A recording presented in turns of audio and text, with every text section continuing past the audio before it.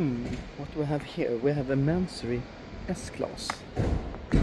It's all out Mansory. Even the Mercedes logo is taken away. The star and the logo on both places. Instead we have carbon overload, dual LED lights, crazy Mansory carbon, clear carbon everywhere. Just insane.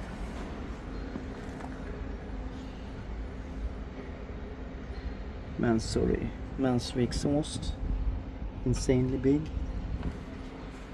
Mansory roof spoiler. Mansory interior as well. Ow. Brutal.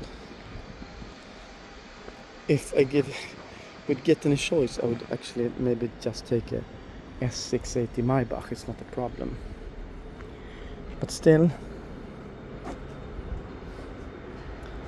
super nice.